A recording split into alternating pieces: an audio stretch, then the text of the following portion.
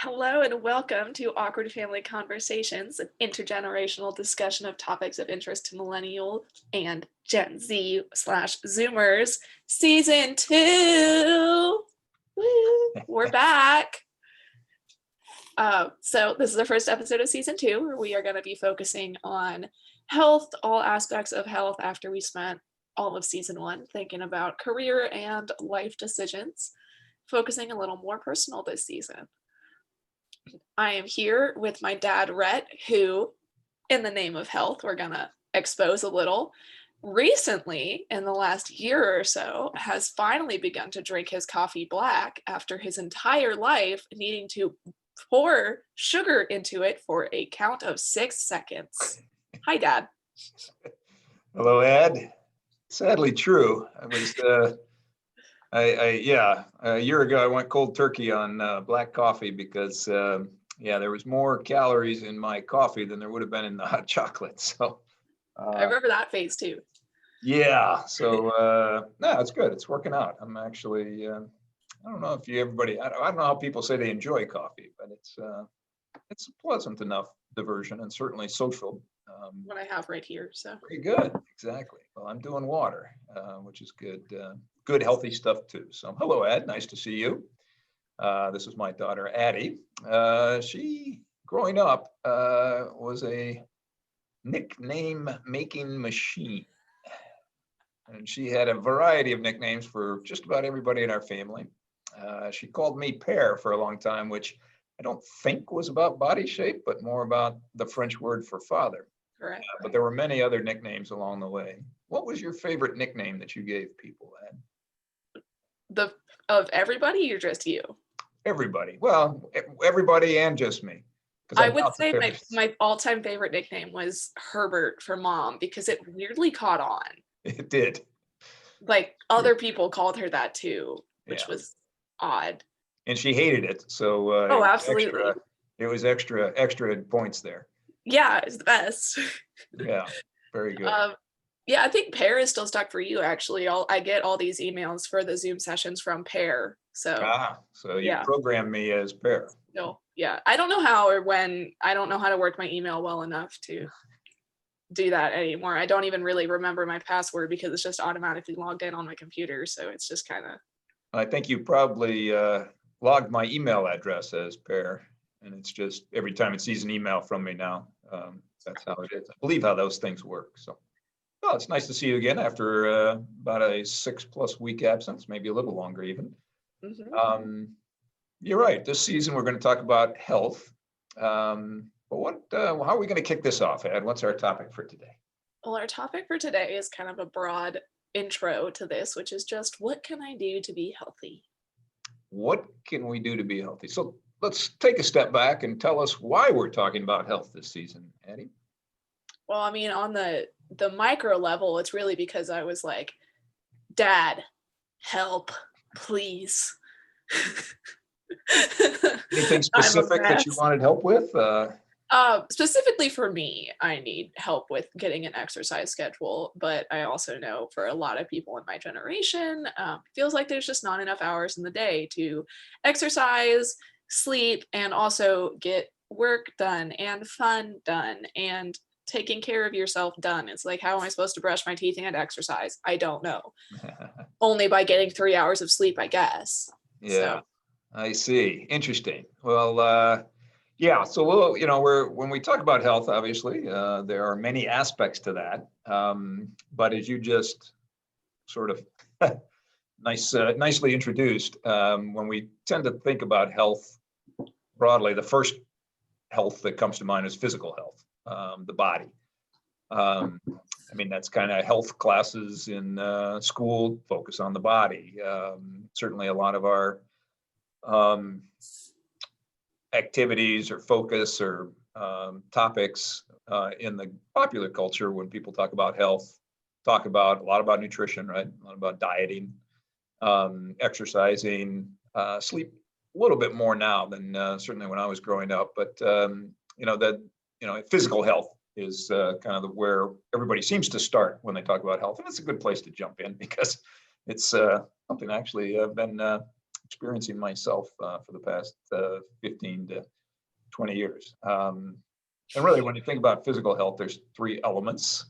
Since we're talking about the body, there's using your body, which is exercise, right? Moving your body. Doesn't have to be strenuous exercise, aerobic exercise, but just moving your body, using your body is kind of the first element there in physical health. The second is fueling it so that you're giving it the energy that it needs, but not too much energy, which it stores in the form of fat.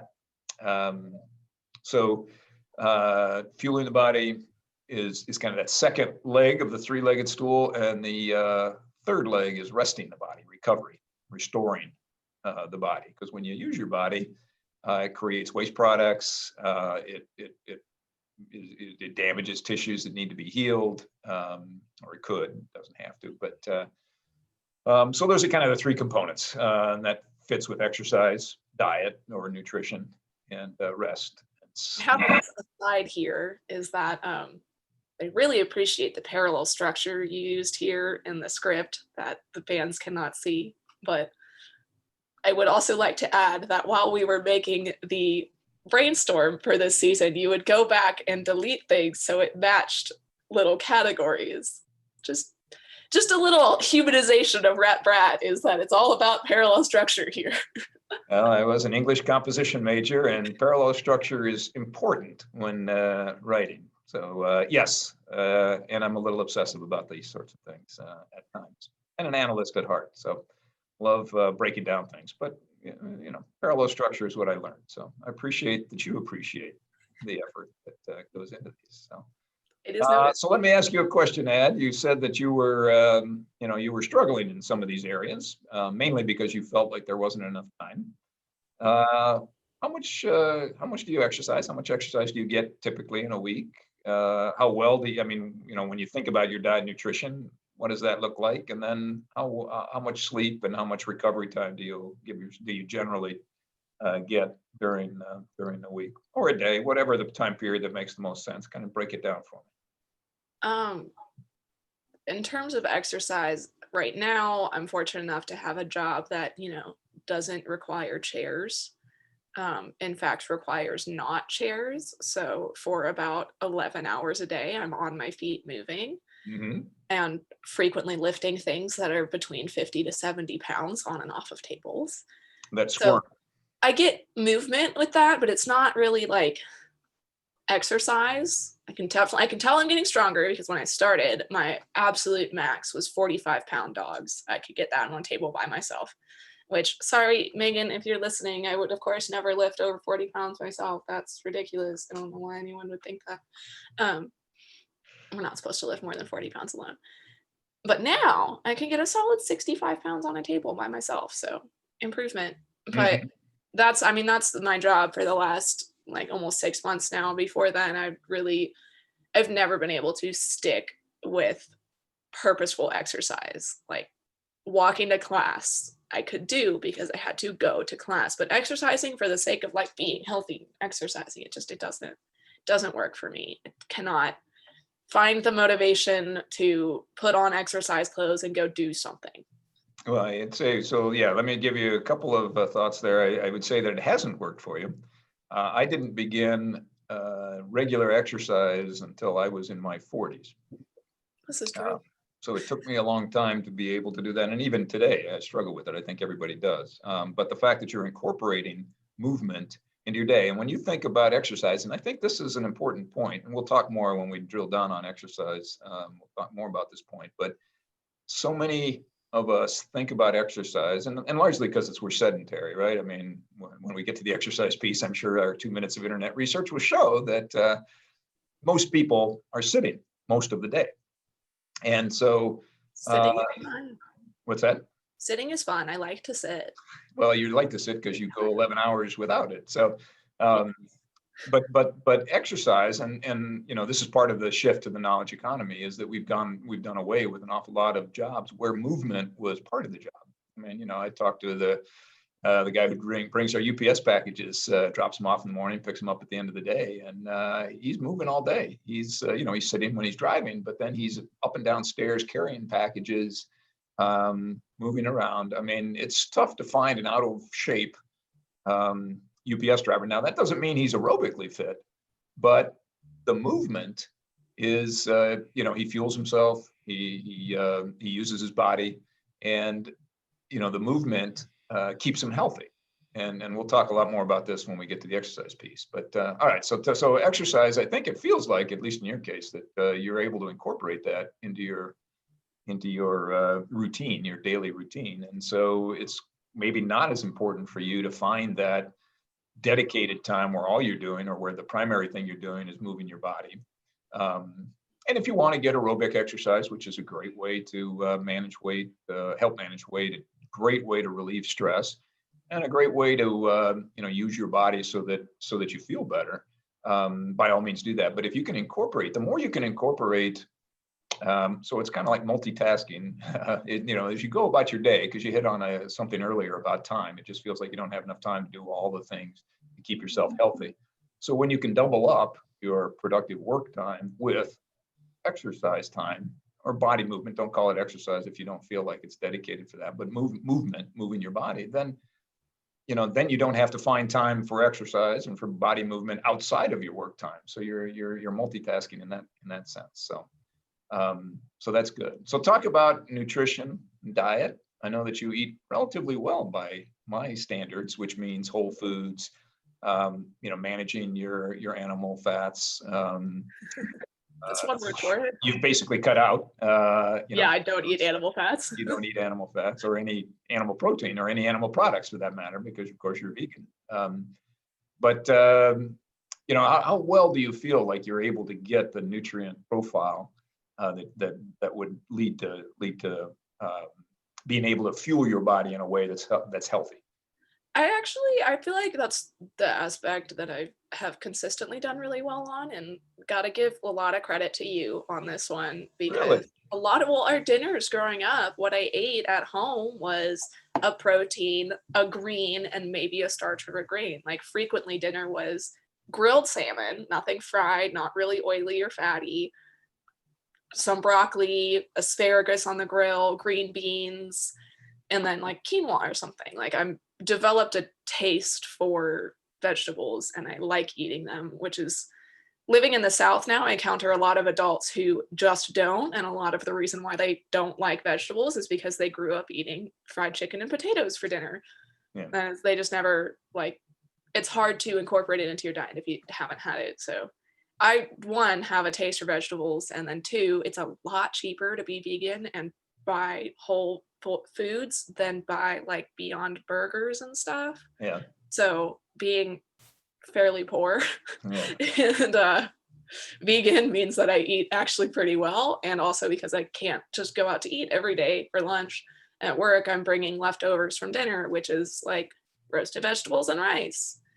So yeah, well, you've always eaten well. I mean, even as a child, your tastes were far more broad, and I mean, the things you wouldn't eat, we could pretty much count on one hand. One of which was blueberries, which was kind of an odd thing. But, they're still kind of dicey for me. I don't really want to sit down and eat a bunch of blue. I think it's the weird like green interior. It feels like the wrong color for a fruit. Well, anyway, you growing up were very easy to feed because you would try pretty much anything and you would eat pretty much anything. And you're right. Actually, what you just described is somebody eating fried chicken and potatoes. That was what I ate growing up. I mean, my gut biome is not very good, and it's because growing up I just didn't eat vegetables. I refused, and vegetables for me were potatoes and iceberg lettuce. So not exactly the most nutrient dense foods out there. And then a lot of meats, which I'm paying for now. A little bit TMI, but I'm going to have my gallbladder out soon because it's full of gallstones. And gallstones are just, they form because of excess cholesterol, which is, of course, comes from eating animal proteins and animal fats. And coconut oil. What's that? And coconut oil. It metabolizes really? very similarly to butter. Fun fact. Interesting. Well, I never cared for coconut, so that's probably not my problem. But I did eat a lot of meat growing up, and there was a lot of animal fats in my diet. Dairy was a very big consumer of dairy, not cheese as much as milks and creams and things. But Drink a lot of milk. mhm. I remember growing up, we would get the gallon of non-fat milk for mom, me, and Callie, and we'd get like a whole other half gallon of, was it 1% or 2%? It's usually 1%. So 1%, and that was just dad's milk. And he would go through it at the same rate that the three of us would go through ours. yeah. No, I don't eat as much. We still get a half gallon of 1% milk every week, but typically lasts more than a week. So I don't drink quite as much milk as I used to, but cheese has never been a problem. But anyway, from a diet standpoint, again, my conversion really wasn't until I met your mom and started eating the food that she would prepare, which Addie's mother is an excellent cook. And so, yeah, when she would make vegetables, I started incorporating vegetables into my diet when I was in my 30s. And so, again, there's no wrong time to begin eating healthy, but being healthy or eating healthy is certainly an area that you've done well in. What about sleep? How do you do on sleep? Historically, I've done very badly on sleep, partially thanks to the job that I'm working now, because the schedule is very regular. On my late days, I go on at 8 a.m. instead of 6:45 a.m., so it's an hour difference of sleep. And just the fact that it's all day, it's not like 9 to 5 and then I have a bunch of free time, like, if you call that a bunch of free time.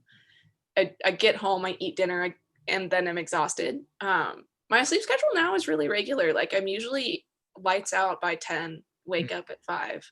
Okay, So so you're getting 7 hours pretty consistently.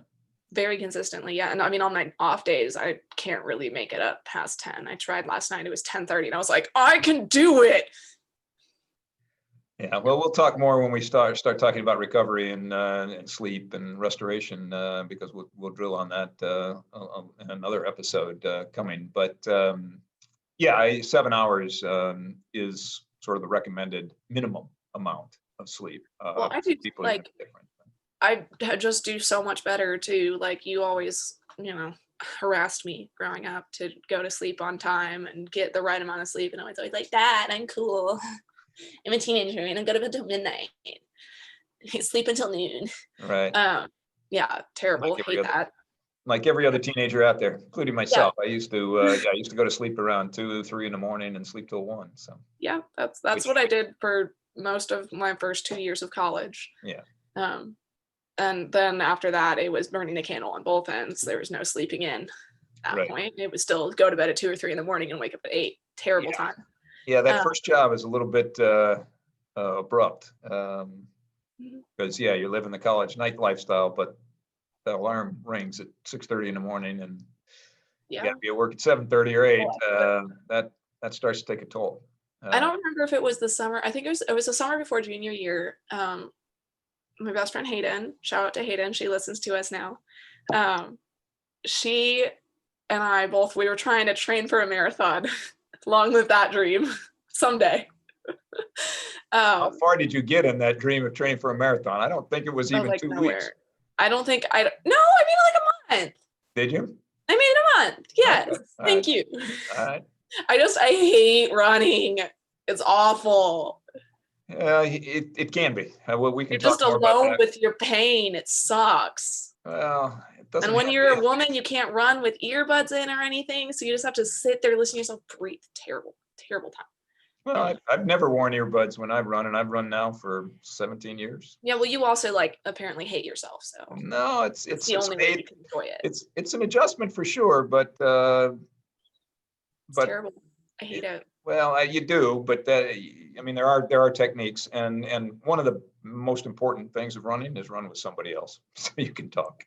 I have found that to be an amazing. Even now, I've been running since 2004, beginning January 2004, so 17 years almost by the end of this year. Oh, and and it's I can do it by myself, but it's hard when I'm not meeting somebody for a run. It's a kind of a 50-50 proposition, and even now, if I go, unless I'm training for something, unless I'm training for an event, especially like a marathon or a long triathlon, and I know I have to put in the work. Which is another thing, is find the thing that will motivate you, and fear is a great motivator. And if you know that you're committed to an event, and if you don't do the training, it's going to really, really suck. That can help you get out and do the work that you need to do. That's how I stay gluten-free. Yeah, well, that's right. Exactly. When you know the price is going to be high, it's a little bit more incentive to do the work. So, Anyway, all so, this so to say, actually, it um, seems to me, and I'm not professional, but it feels like you actually live a pretty healthy lifestyle right now. You've right now, incorporated, yes. yeah, you've incorporated a lot of movement into your day, so you're using your body the way God intended. You're fueling yourself in a really good way with whole foods, um, vegetables, limiting your animal fats, and you're getting enough rest and recovery so that you can kind of keep that keep the body repaired and fresh and restored every day. Because when we get into the sleep, that it's really important to get. It's not like you can get 24 hours of sleep one day and then go on for 2 hours a night. Those things. I mean, it is the point of the marathon training story was that I was vegan at the time, so I was eating pretty well. I was just working my part-time job over the summer, and I was exercising every day, and it makes it a lot easier to go to sleep at a normal time and get the right amount of sleep if you're tired from exercising, and it makes it easier to exercise if you're fueled from eating well, and it makes it And easier to recovered. eat well when you feel good and rested and you don't just want to like sit on your couch and eat potato chips all day. So it is kind of like a bundle deal. And then I went to junior year of college and was going to bed at like 3 a.m. and waking up at 6 and having like 13, 14-hour days. And I was like, this is terrible. I don't want to do this anymore. I'm going to start going to bed at a normal time. And that didn't work for another 2 years. Well, we do learn slowly, but we do learn. But you're right. There is that. Body in motion tends to stay in motion, and there is the synergy that you get when. And that's actually a good way, and we'll talk a little bit about this. Well, let's talk about it now. We don't have to wait till the end. This isn't a mystery novel. um, if you're struggling to live a healthy lifestyle, just pick one item. Maybe it's sleep, or maybe it's exercise, or maybe it's diet, whichever one you feel. Hey, Claire, our audio engineer intern has made her appearance in our season debut. This would be Addie's cat, for those of you who can't see the video. She is making herself seen and on Addie's side there. But It was just napping. yeah, but the point is that if you pick one thing, and for me it was exercise. Until I retired from my corporate job, I wouldn't get more than 6 hours sleep a night, and often would get 4.5, because I tend to sleep. My REM cycles tend to be about 90 minutes pretty consistently, and so if it looked like I was going to miss a multiple of 90, I would just stay up another 90 minutes and get the next sleep. So I was often getting 4.5 hours of sleep. As you mentioned, we were eating relatively well, but I wasn't getting the sleep. And when I started exercising, it was amazing how, you're right, I was tired at night, so I would sleep and go to sleep more quickly, and I would get better quality sleep because my body was tired. And then I lost the taste for a lot of the unhealthy foods that I used to eat. Fried foods in particular. After about a year of regular exercise, and regular for me was running 3 times a week, my body just didn't want that, the fried foods. And so, picking one aspect to work on will actually, over time, it's not going to happen immediately, but over time will, at least in my experience, will help you with the others. Because you're right, it is kind of a package deal. When you start to tackle one leg of our 3-legged physical health stool, you will make it easier. It'll make it easier for you to do the others as well, because it is very complementary. Each piece of these, each leg of the stool complements the other in an important way. So. All right, well, let's do our 2 minutes of internet research, which we always do, to say, is this just a thing that Addie has, or is this really a thing that's more broad? Are there many more people struggling with these kind of issues? So, according to Health and Human Services, less than 5% of adults get 30 minutes of exercise a day. Less than 5. So we are clearly a sedentary culture. Only 1/3 of adults, so a third of us get the recommended weekly amount of exercise. So 2/3 of us do not get it on the week, and any one day, 95% of us are not getting our recommended amount of exercise, or 30 minutes a day. And so, when we talk about exercise, again, we're talking about movement, moving your body. And so that's not great on the exercise front, on the movement front. In fact, that's really, really bad. We can do so much better. Americans, on the diet front, Americans eat less than the recommended amounts of vegetables, fruits, and whole grains, dairy products, and oils. 90% of Americans eat more sodium than is recommended, and 78 million US adults are obese. So nutrition, we're not acing the nutrition side either. Well, how are we doing on sleep?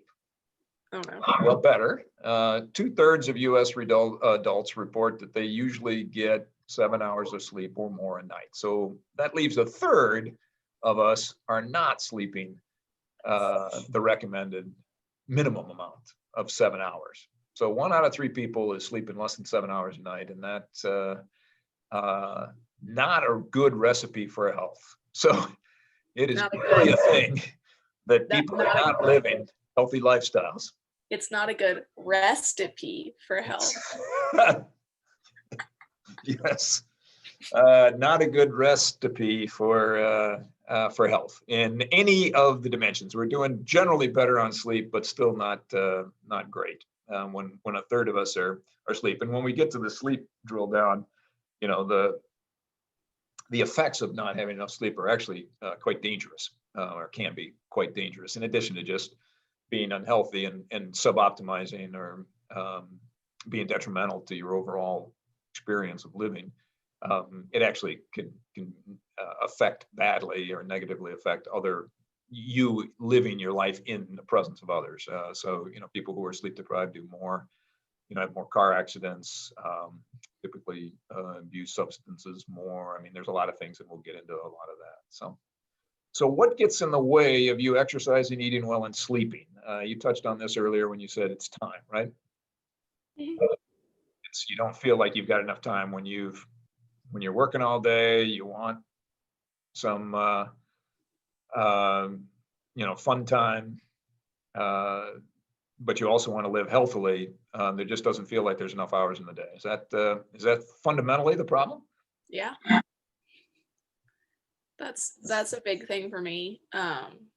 Has been for a long time. I mean, now that I can kind of tie it into my work, it's a little bit easier, but it used to be like, in the times of my life where I've tried to exercise, most of the times that I've tried to incorporate purposeful exercise, like going to a gym, or like purposeful is then I put on exercise clothes and I go somewhere with the porpoise, yes, the dolphin and I go to exercise. The explicit purpose of just exercising, it feels like a lot of time. And then when I've tried to do that regularly, it's like, okay, now I'm going to class, and then I'm exercising, and then I'm eating, and now it's time to go to bed. And it's just like exhausting. Well, yes. So, and again, you've kind of hit on the point, and we talked about this earlier about incorporating these pieces into your life. And so we'll talk, I think, a couple of things here that'll be relevant. And if you want to be healthy, you really need to do all three things. And as we've talked about, it's complementary. So if you really focus on one, it'll actually help you in the others. Maybe not as directly, and certainly it'll take a little bit of time to get there. But when, like I say, when I was exercising, I didn't want the foods that were not going to fuel me as effectively as I wanted the fuels that would give me the energy and give me my body the nutrients that allows me to repair my muscles and to fuel my muscles, and all the other physical improvements that exercising, which is putting stress on the body, those adaptations, the body needs both recovery and fuel. And I was sleeping a lot better, even though if I wasn't getting as much sleep as I needed, the quality of my sleep improved. There's all kind of that rate times volume. The quantity of sleep didn't move up, but the rate, the quality of the sleep did. And so I was improving my sleep, my rest, my recovery by using my body. And so, those things do all work together. But you also, touched on a point of conflict. It's not just the time we're spending exercising, for instance. It's not just the time that we're preparing, that we're making and eating our dinner. And it's not just the time, of going to bed. There is preparation time and all of that. And it's especially, let's take exercise, for instance, and you hit on a couple of things there. It's not just the 30 minutes that you're supposed to, move yourself every day. If you're going to a gym, there's transit time to go to the gym, right? So whether that's 5 minutes or whether that's half an hour, and that's on both ends, going to the gym and coming home from the gym.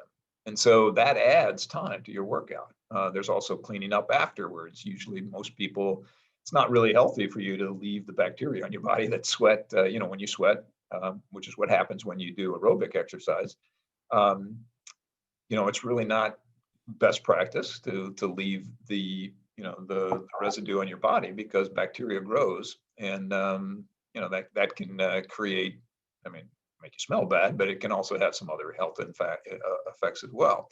And then there's the prep, right? You got to get dressed. You've got to change your clothes to exercise, which is why, if you can do what you're doing, find a job that requires you to be up, or incorporate that. These ideas of walking desks, standing desks are great innovations. And if you have the opportunity, if you're a sedentary worker, like most of us are, get yourself one of those treadmill desks where you can just walk during the day at a very leisurely pace, but you're weight bearing exercise. It's creating more need for your body to burn calories, which is an important part, but it's also by moving your body, by walking, even just very slowly.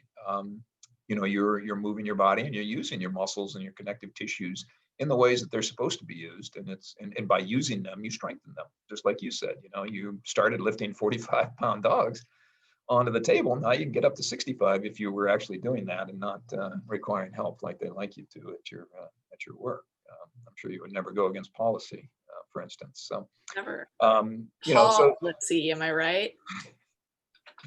you're in fine form today, Ed. And when we talk about exercise, which I think we're going to do next week, I'm not sure what the schedule is, but we'll find there's 3 pieces of exercise too. There's the aerobic piece, there's the flexibility piece, and then there's the strength. And you're doing the strength piece just by doing your job. And so Strength has always been the easiest one for me. that's probably the easiest one for everybody, just because by moving your body, you're going to get stronger, no matter what exercise you're doing. And probably the hardest one, flexibility is a challenge for a lot of people, because being sedentary, we actually shorten our muscle fibers in certain key points in our body, which make stretching hard, but necessary, because if you have imbalances caused by inflexibility, your risk of injury goes up quite a bit. So. And if you're Rhett Bratt's daughter, you are the second most inflexible person in the world. So really, my flexibility is pretty good these days. Is it? I've kept. I can with my knees not quite locked but straight. I can put my palms on the floor. So Very impressive. It's taken me many years, but see the floor with my knees straight. Yes. Eyes can see it. Well, that's very important. But anyway, the point is that exercising takes commitment of time. And anytime you've got multiple steps like that is also a commitment of energy. Right? And this is really, when I hear you say you don't have enough time in the day, I think that's probably not true, but you really don't have enough energy, whether that's mental or physical energy. We exert a lot of energy during the day, and we tend to tackle a lot of things. And one of the things that we really need to remember and keep in mind, and this isn't just for exercise, and it's not just for diet, nutrition, so it's not just about health, but it's really about a lot of different things, is that as much as we want to, we can't do everything. We need to make choices, and when we make choices, we have to sacrifice things. And I would say we can't do everything we choose when we necessarily want to do it ideally. I think there's enough time in a life, because we often lose sight of the fact that time is a third dimension, right? It goes into the future. And so if I look at my day today, and boy, I'd really like to so I got to get up and get ready for work, and that takes time and energy. And then I have to devote myself at work. I have to give myself, I have to use energy at work as well. And then I need to come home and feed myself and make sure that that's taken care of. And oh, by the way, I also need to do my grocery shopping and do other things, to just live my life.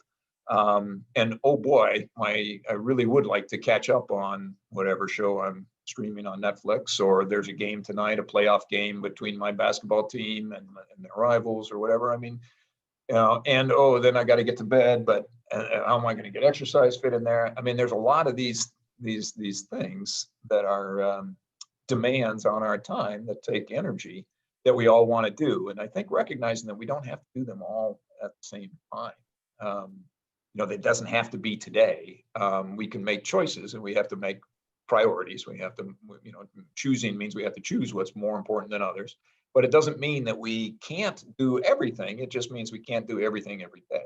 And so accepting the fact that you're going to have to make choices, that you're not going to, you might need to wait on that streaming show, tomorrow, or maybe you record the basketball game, do your workout, and then sit down and watch it, not in real time, but before don't check your phone so you know the score, and then just run through it without trying to skipping through all of the dead times, so you actually see the game.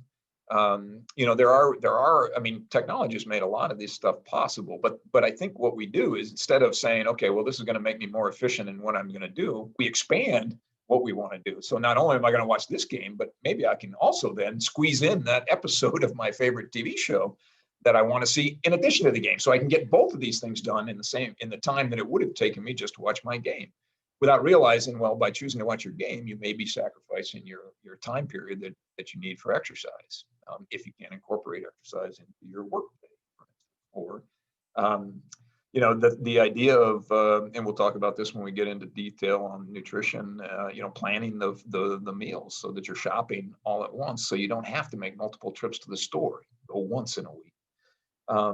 Those are the kind of things that can help. And I think the other thing that's really important here, in addition to recognizing that we need to be okay with making choices and making sacrifices so that we can achieve the things that are more important to us, is intention, which you knew had to come in at some point. Setting your intention, being very intentional about what it is that you want to do. And I think, whatever it is that you want to happen, that I want to get my 30 minutes of exercise in a day, that I want to get my 7 hours or 7.5 hours or 9 hours of sleep, or whatever it is, that I want to eat healthily. Set your intentions, but not just for that piece. Make them make them as all-encompassing as it needs to be. So I'm going to give myself, I know that I'm going to want to eat well, which is going to require me to spend 20 minutes preparing my whole foods, and then 30 minutes of cooking them, and then 20 minutes of eating them, and then 15 minutes of cleanup time. I mean, all of those pieces need to be in there. And to the extent that you can make those smaller and more efficient, and you can get, one-pot meals that don't require you to do that, so that while your stew is simmering or whatever, you can watch you can get caught up on your streaming show, or so that you can be more efficient and more effective in the way that you're using time.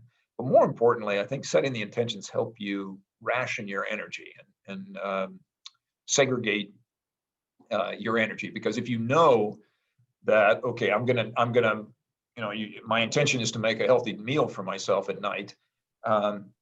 If I commit to that in my mind, I'm more likely to reserve the energy I'm going to need it, instead of spending it all at work. I'll use the cliche sports analogy, running the marathons, for which I have quite a bit of experience. If you use up all that energy early in the race, boy, is that those last 6 miles are really, really going to suck. It's going to be super painful, and you want to apportion your energy, and the way you do that is by planning ahead and setting your intentions. So if you're going to bed, like you say, at 10 o'clock at night, because you got to be up at 5 in the morning, set your intention to go to bed at 10, and then recognize, okay, what that means is I can't start getting ready for bed at 10 and be in bed at 10. I need to start getting ready for bed at 9:15. So, all that, making sure the cat's out or the dog's out for the night, bring it in, brushing my teeth. Speaking of the cat, right on schedule. He's Back. I You know, agree. these things become, by setting these intentions and giving yourself, setting the expectation, not just around, okay, I'm going to go to bed at 10, but what do you have to do so that you're going to be able to go to bed by 10 becomes really important. Set that intention too, so that you know at 9:15, okay, it's time. And whether that means setting your alarm to remind you, okay, it's time to go, or giving yourself 15 minutes to say, okay, I got 15 minutes before I need to start going to bed. This gets into some of the transitions, which can be challenging for a lot of us. The more tangible we make our expectations, because setting your intentions sets expectations for yourself. And if you set expectations for yourself, you're more likely, not 100% guaranteed, but you're more likely to be able to deliver on those intentions, and act on those intentions. And then finally, I think the last part of this is the will.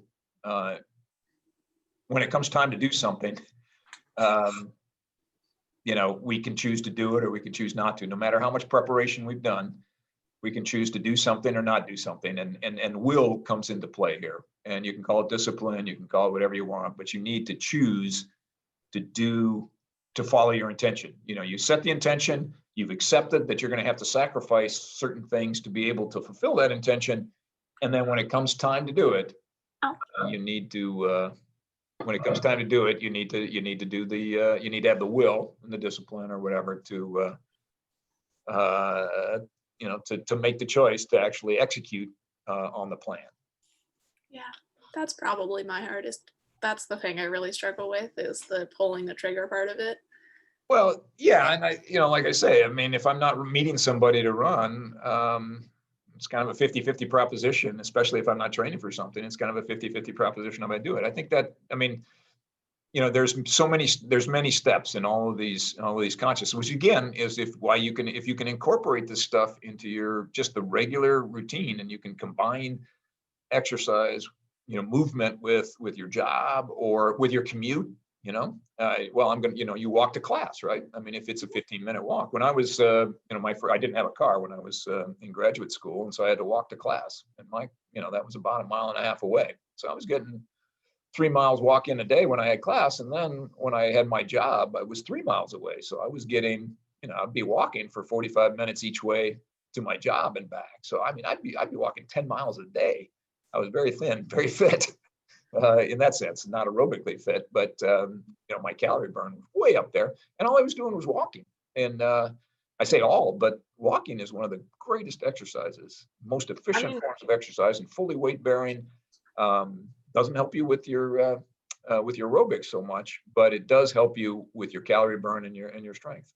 that was one of the hardest parts of early quarantine for me is all of a sudden I didn't have my daily because I had early class all the way through college, and I actually unlocked the part of me that had always been a morning person. When I was very little, I used to wake up very early, and then I Yes, you became did. a teenager, and sleep just happened all of the time.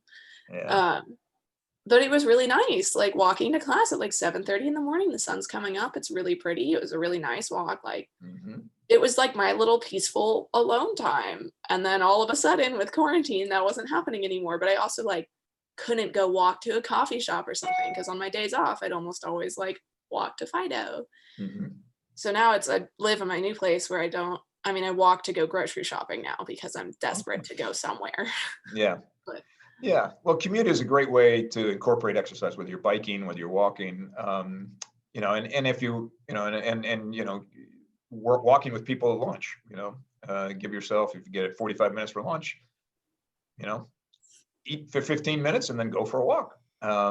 Great way to do that. So yeah, getting those steps, getting those, doing your walks, great way. So actually, you're living a very healthy lifestyle right now. But so when you look back at the things when you've had success in your life, getting enough sleep, getting enough exercise, eating well, what were the things that distinguish those times from the times where you struggled? um a lot of it is obligation. I Jalen, my boyfriend for the fans, I joked recently about how if Claire had to get on anti-anxiety meds, I'd probably remember to take mine every day because I'd be so focused on making sure she takes hers. Hmm. He said, you take better care of people than other people than you take care of yourself, which is very fair because in And very terms of common. my discipline for going, like I was very fit in high school and middle school because I was always doing sports, but my attendance record at volleyball practice, where the team needed me, and in order to get better as a team, we all had to be there all the time, is a lot better than my attendance record at swim practice, where it was just about me getting better for me. Yeah. Because our team wasn't winning any records anytime soon. So Small team. yeah, it was, when it's me trying to keep a promise to myself, it's not good. It's not as good. And I think But that's the very times that common. have distinguished it is like going to class. I have to walk to class Mhm. because my parents expect me to go to class and they pay for it. So I should probably do it. Yes. Makes me actually go. And like now with work, I exercise at work and I consistently go even when I'm tired because my team needs me to be there because we can't function with like 4 techs. So Yeah, that's that's, very common. I think, and especially for women, I think in our culture, but probably worldwide, women are expected to sacrifice their own time, their own goals and ambitions for greater good, whether that's for the family or for society overall. So there's that element too. But I think it is also true, men or women, that we often, we want people to like us. We want people to trust us. We want people to think well of us. And because of that, we're more motivated to honor commitments to other people before we honor them to ourselves. We're willing to sacrifice our own thing. And I think that's not true for every single person, but probably Claire, the vast no. majority of people. The vast majority of people are, feel that same way. And that's, and that gets to my point earlier about meeting people for running. Any exercise is better when you have a commitment to somebody else than it is for a commitment to yourself. It's much easier to honor those commitments when Roger and Tony are going to be sitting around waiting for me for 10 minutes if I don't show up, and it's just going to burn their time, and then they might be mad at me, and there's all those things. And so when I'm meeting somebody, much easier to get my butt in gear and get over there. But so I think that's a fairly common thing. Having the time and space to be able to do it helps, certainly. But having those commitments, and that's one of the reasons I actually do the events, the races that I do, is not because I'm competitive. I know that you would disagree, but it's because without that goal, it's very hard for me to self-motivate on a daily basis to get out just for my own health. It's better for me to think, oh boy, I've got this race coming up, and if I don't do this workout, it's going to compromise my ability to enjoy the experience 3 months from now, 5 months from now, two weeks from now, whatever it is. And it's much more motivating there. So finding the things that motivate you. And again, you can frame it. A lot of it is about framing, geez, well, I want to be here for my kids. I want to be here for my my partner. I want to be here for my friends, whatever it is. That might be able to get it. But we all have to find out, do the individual work of what's a priority for us, what's important for us, and what it is that we need to do to help us, to motivate us to go. All right, so I think that's pretty much it for this. That's what we have today. I don't have any follow-up items, right? We didn't have anything that needed to be researched. Claire, stop. I'm sure our listeners are very happy to know that the cat is misbehaving here. So. Yep, the audio intern is becoming the video intern right now. She's pushing the camera around. I see. Can you stop? Very good. You could just lift her off and put her on the floor, She will get back on. Well, but it would buy us a few seconds to wrap this up and be done. I will put her on my shoulder. Okay, very good. So nothing to be researched. There was no swearing today. Very nice. So no Venmo tally. So all we have to do is talk about what's coming up. What's our topic for next week? Our topic for next week is, how do I get the sleep that I need? All right. So we're going to talk about rest and recovery first. Nope. How come we're not talking about exercise first? What? I said, how come we're not talking about exercise first? I don't know. You made the script, my dude. I guess we made the order. Well, we talked about it in this order. So, all right, we'll start with rest and recovery next week. That sounds great. All right. Also, because sleep is great. Sleep is great. Love that. Big fan of sleep. All right. Me too. Anyway, you can find us on awkwardfamilyconversations.com, at Twitter at awkwardfamilyc1, YouTube at Awkward Family Conversations, Facebook, Awkward Family Conversations, and all of your favorite podcasts, apps. That's what I meant. Didn't finish that sentence. At Awkward Family Conversations. So Twitter's really the odd guy out here. True.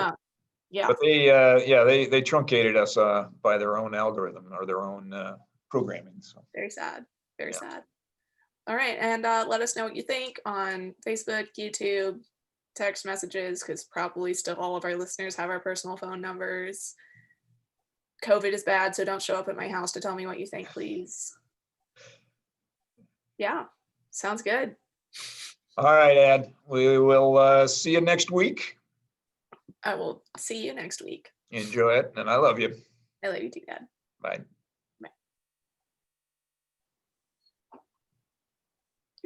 You're still recording. You struggling? Yes, because I was going to end the call, which was not what I wanted to do.